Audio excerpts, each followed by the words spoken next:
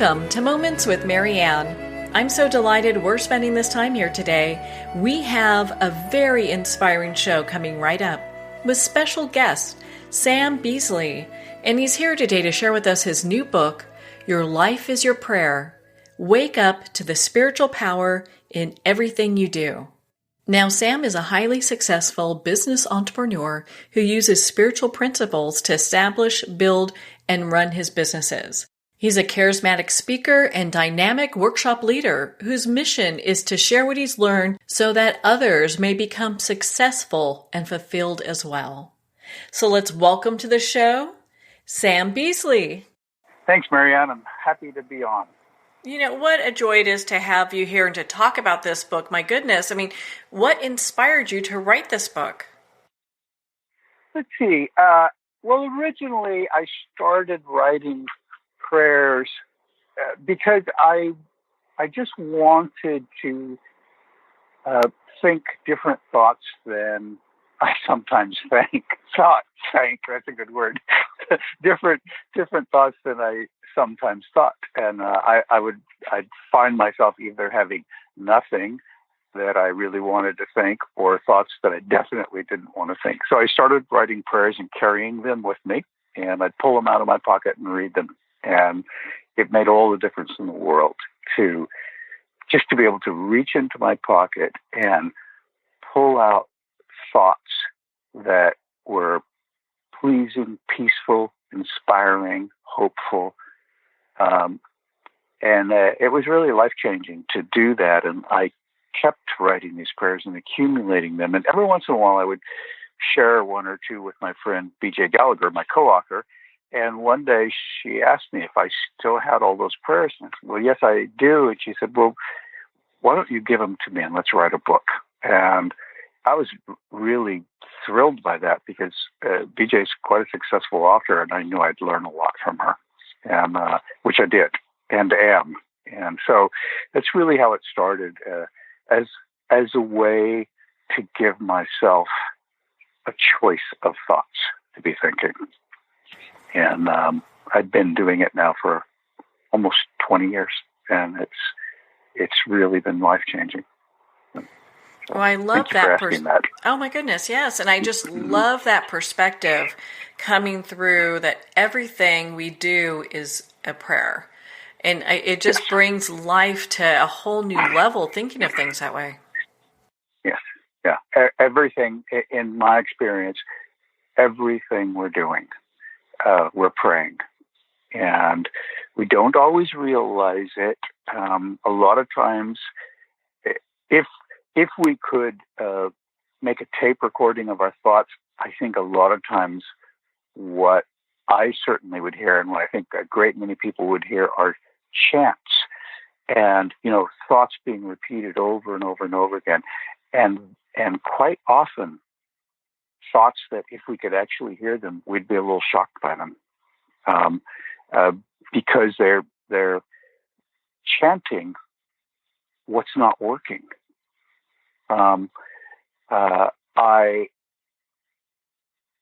For example, I might step on the scale in the morning and begin a chant of, I'm never going to lose enough weight. I'll never get below 200 pounds, and just begin chanting that over and over, or some version of this fill in the blank isn't going to work. And so yeah, having a chance to bring a little consciousness to it can be really powerful. And a lot of times, in my experience, what I found out is I can't do that in the moment. In the very moment I need those thoughts, they're not there. And so it's great to choose them in advance. And I really appreciate that. I was going through the book this morning, just sticking some Post-its in pages I particularly like, and it was just so pleasing to spend some time having my mind be focused on inspiration. Because, it might not do that on its own. like maybe Yeah. I didn't sleep enough last night, so it might not do it on its own this morning. So it was just great. It was great to do that. So yeah, prayer is something that's more ingrained in our lives and our thinking than certainly than I realized. I until I began to hear an absolute absence of thoughts worth thinking, or a selection of thoughts I didn't really want to think anymore. Until I actually began to hear them, I didn't quite realize that I was walking through life thinking, chanting, and praying prayers that in consciousness I wouldn't choose to pray. So what does it mean when we're going through life and that our thoughts are prayers? Because I know that most people probably never even think of their life that way. What does it mean? Well, I think it's more powerful than we might realize. That our thoughts are shaping our lives, and there's moments when we know it. Like, for example, I happen to be married to the love of my life, and have been for a long time. I've known her for, I think, 55 years now, and it's easy to realize that my thoughts are prayers when I see her, when I look at her in love, if we're hugging. It's easy to realize it at that moment because all is well. Life is good, and it's easy. Like say, if I got a financial windfall, it's easy to realize that my thoughts are prayers because they're filled with possibility. They're filled with joy and peace and relief and excitement, and not so easy to realize that we are praying a life into being that if somebody could say to us, would you like this life that you're praying into being? In that moment of consciousness, we'd go, oh, absolutely not. I don't want that life I'm praying into being. And then if that person said, so let's talk about the life you would like to pray into being. And all of a sudden, we can turn our thoughts towards creating a life filled with joy and love and peace, serenity, excitement, possibility. And in that moment, in thinking those thoughts, we literally will change. We'll physically change. Our spirit will change. Our heart will change. Our energy will change. And it really would be in the moment like that. So moment-to-moment prayers shaping how life is going. And sometimes, I know just from my own experience, sometimes even if we came to a moment when we realized we're not thinking thoughts we appreciate, we may not be able to find useful thoughts in that moment. And I know there was a point in my life where I had to begin to rely on other people's good thoughts. I couldn't come up with any. And fortunately,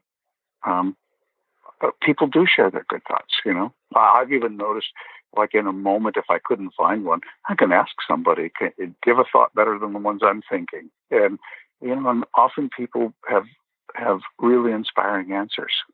So what's it mean that that our life is our prayer? Is that we're generating it hopefully in consciousness, often in unconsciousness. But the choice to do it in consciousness is really ours. That's available to us. To just make that choice. Well, how encouraging is that? And, in your book, you also talk about how decision plays a big part in all this. And I'd love for you to share with our listeners why that is. well, we are deciding no matter what. We're deciding some version of somewhere in the range of I can't go forward in change to I'm going forward in change. Somewhere in that range. Somewhere in the range of there is no possibility for me to have a good life to why isn't there a possibility? It happens for other people. It can happen for me as well. And so making a decision to move from where we currently are to where we want to be is just so powerful. In the simplest way, if you needed to go buy groceries, the decision to get in the car and go is the absolute key to buying groceries. Without that decision, you're not going to get there. And so coming to a moment or moments in life where you can acknowledge that where you are today is not where you want to be, and just calling upon yourself or asking a divine source to bring the power of decision to you to begin the process of change is just an extraordinary act and an extraordinary expression of the power that we do have, and something that I appreciate more and more. The older I get, I'm almost 70, and more and more I appreciate just how simple, graceful, and powerful decision is. And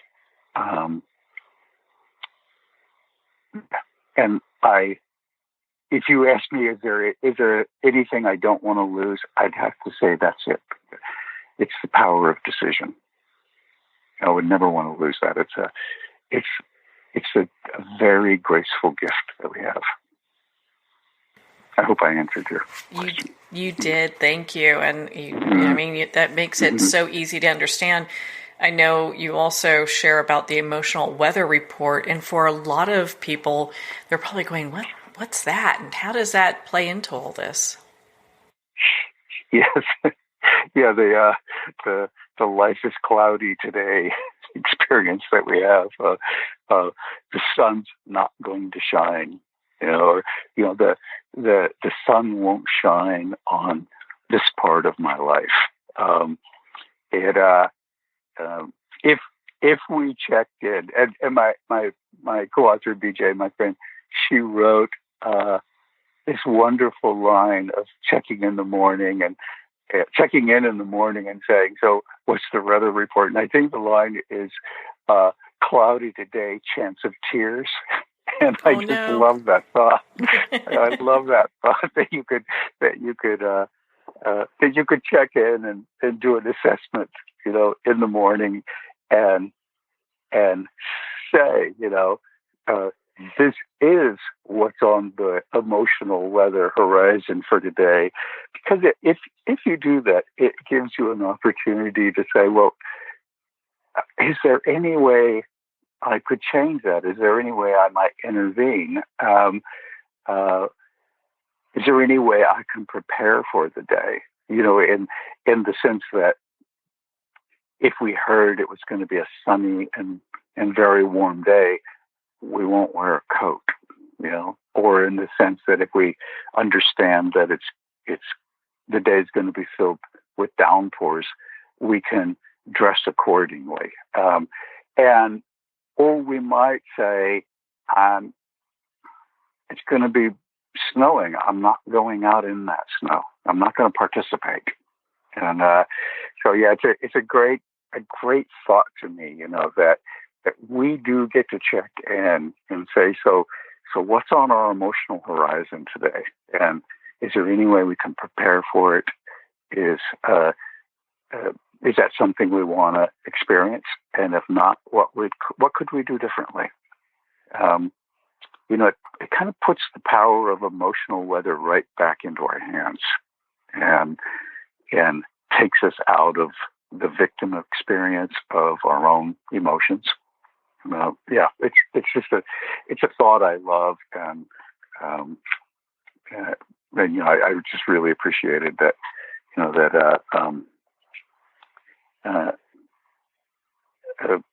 What BJ wrote about it, like one of the things she said is, one of the most important things I've learned over the years is I don't have to do anything about my emotional weather report. I don't have to act on it. Feelings come and go like clouds, and I don't do anything about clouds other than to take them into account when I choose what to wear. So I really love that thought. Oh my gosh, what a great way of keeping that in perspective, Mm-hmm. Mm-hmm. In your book, you talk about the hardest roads often lead to the best places. And it's interesting, a lot of times when we're on those hard roads, it's hard to see that the destination is going to be anything other than just miserable, Yes. Yeah. And that is my experience, and an exercise that I've come to appreciate more and more in life is in those moments of realizing that I'm on a hard road and I'm only projecting the worst. An exercise I've really come to appreciate is to ask myself, when else have you been on a hard road, and how did you think that was going to turn out, and how did it actually turn out? And because those are two very different things, how I thought it was going to turn out, but how it actually turned out. I, like a great many people, if not all people, have over and over and over have had the experience of absolutely being certain that the road I was on was not going to take me somewhere I wanted to go, and then finding myself somewhere I never consciously imagined being, someplace just really glorious. I had the experience at one point in my life of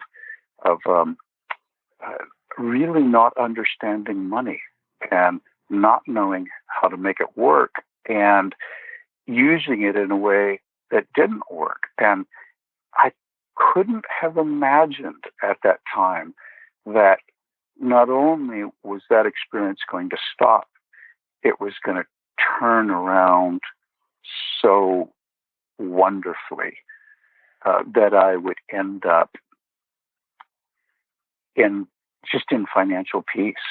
And I can look back and say, did I have a clue? Did I have an inkling that it wasn't always going to be bad? And consciously, the answer is no, I didn't, but it turned around anyway. I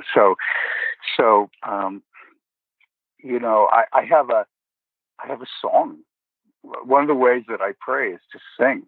I'll find a phrase and just sing it in my head. And I'm also a singer, so sometimes I sing it out loud. But I've written quite a few songs about this experience of that roads turn around, hard roads turn, and I don't know if anybody has experience of life of being born on a hard road, dying on a hard road, and never got off it in between. I don't think I've ever met somebody that had that experience, and I certainly hope there's nobody out there having that experience. Because in my experience, hard roads turn.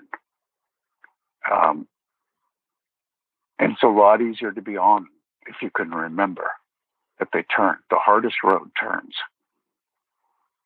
So I've had some great losses in my life that morphed into extraordinary blessings, just extraordinary blessings, beyond what I ever could have imagined.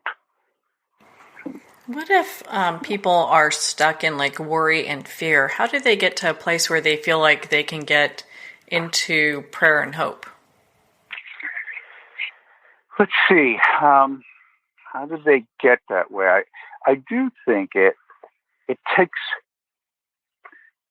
a decision to introduce new thinking. And the thoughts we don't have to self-generate them. Often we can't in the beginning. It's okay to ask other people, it's okay to say to somebody, I've got these worries. As far as I can tell, nothing good is going to come of this. Do you have anything you can tell me that might help? And people are very kind about, requests like that, very kind to offer alternative thoughts. There's a little passage in here about this exactly. It's from a little essay. It's entitled, "You're on a Journey from Fear to Faith." And there's a passage in it that says, "My short journey from fear to faith is my journey from unconscious to conscious, from lack to appreciation, from not breathing to inspiration. It's the journey from worry to truth, from forgetting to remembering. I've had a similar experience when I moved to a new home.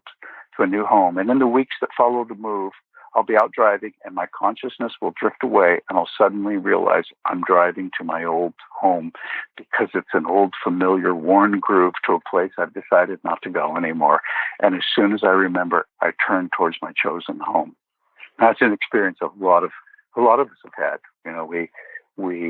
Our mind drifts and we find ourselves going somewhere we don't want to go, or we didn't mean to go. And so, and it happens in our thought patterns, where we slip into unconsciousness and find ourselves thinking thoughts we wish we wouldn't, frightened thoughts, worried thoughts, hopeless thoughts, angry, despairing, and really in that moment of noticing it, we do have to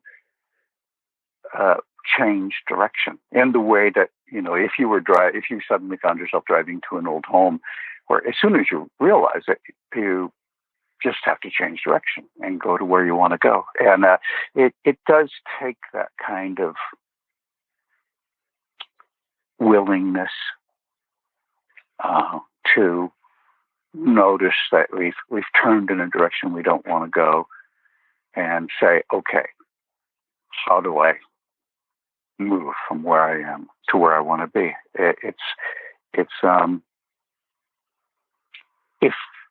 If in that moment the best we could come up with would be to pray to whatever divine listener we call upon, to pray to that divine listener, please turn my direction.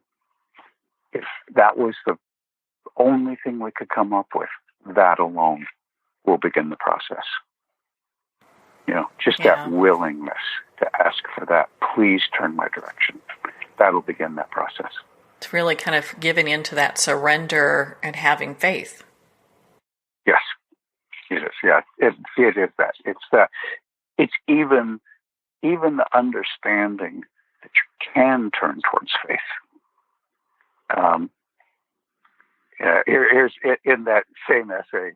It ends with this little passage. "I live in faith. I leave sometimes. I take a little trip over to visit worry, despair, fear, but I don't stay long. I look up at the clock and say, is it that late? I need to go home." I think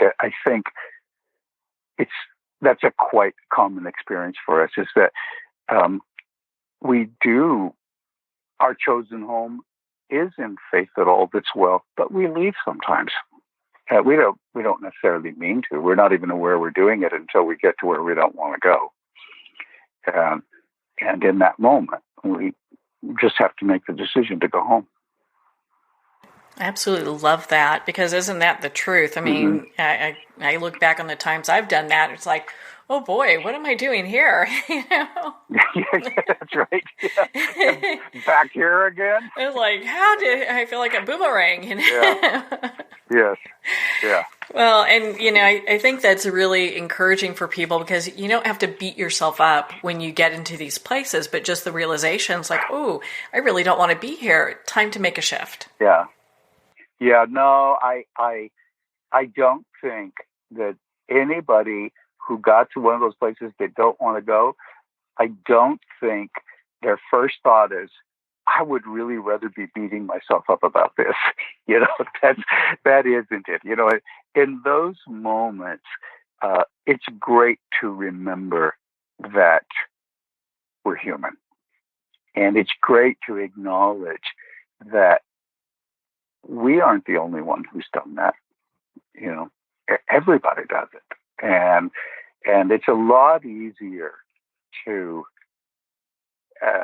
turn towards home in a state of compassion for our humanness than it is to turn towards home in regret or anger about being human.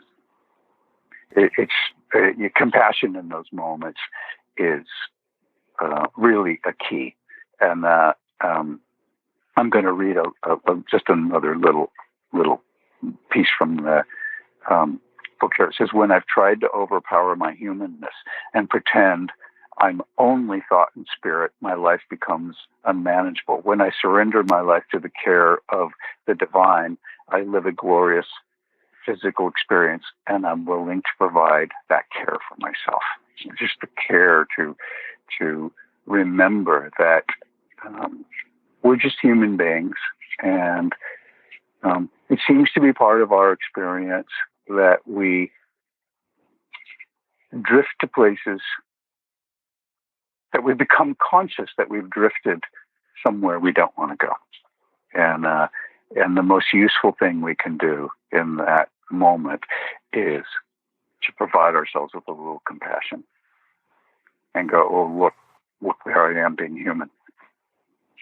Yeah, without a doubt. Well, and to kind of dovetail with that, I mean, when we look at the topic of miracles, you talk about that happens when we're faithful. And I love the acronym that you have for that. The faithful?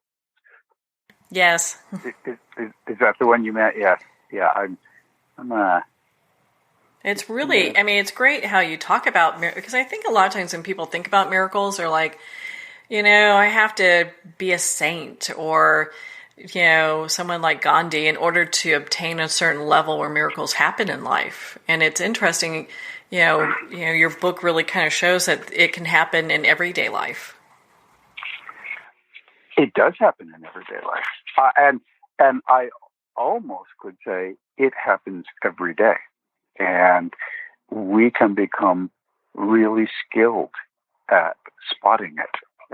And we have this an acrostic.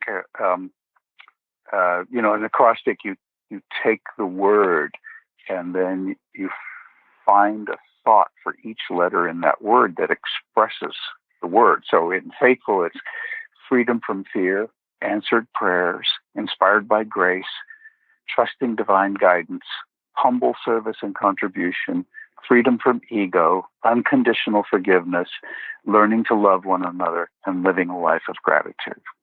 And the heading for is miracles happen when you're faithful, full of faith. I don't think that they're not happening other times. I'm just not sure we can see them. It's almost like that in faith, we put on a pair of glasses that sees miracles. Yeah. And in the absence of faith, we take the glasses off. Miracles might be happening all around us, but we can't see them. And we don't get that empowerment that comes when we know we're in the presence of miracle. Yeah, what a beautiful way to look at life. I think, having life viewed in that way, it makes every day a miracle. I think so. Yeah, it does to me, and it is some ballet between the earthly experience of human and the ethereal experience of human. Some way of balancing, finding a way to balance. We live in this world that can be filled with challenges, and there is another part of us that lives somewhere else in grace. And I have a little prayer in here that it's just one of my all-time favorite prayers. It says, "My hands are in the soil, my voice is laughing, my eyes are watching the beautiful sunrise, my heart is filled with appreciation. Thank heaven I'm here on earth." It's just that prayer of saying, there absolutely I'm having this experience of earth, and absolutely I'm having this experience of divine. And they're happening simultaneously, and in a really good moment, I'm experiencing both. I just love that. And oh my goodness, your book, Your Life is Your Prayer, is such a great read. I loved it. Where can our listeners go to connect with you and to be part of your community? Let's see. I have a website where I blog, and I share interviews like this, and it's yourlifeisyourprayer.com. And I try to blog as often as I can, and I have quite a few on there. And sometimes they're excerpts from the book, and sometimes they're thoughts that I've written really as a result of having written this book and continued this process. So yourlifeisyourprayer.com. And there's also links to where you can get the book there. And the book is published by Mango Publishing. And so if you go to Mango Publishing and type in Sam Beasley or Your Life is Your Prayer, you'll come to a whole section on it where they also share excerpts and blogs. And let's see, Your Life is Your Prayer has a Facebook page under that name. And then my other media name is at Real Sam Beasley. Well, Sam, thank you so much for taking the time to be on the show with us here today. Thank you, Marianne. Well, thank you, Sam. It has been such an honor to spend this time with you, and of course to talk about your new book, Your Life is Your Prayer. Your Life is Your Prayer is available at Amazon, Barnes & Noble, and all indie retailers. And if you'd like to connect with Sam, you can at yourlifeisyourprayer.com for more information. Well, we're at the end of our time today. I would like to thank everyone for tuning in. You've been listening to Moments with Marianne. And remember, make every moment count.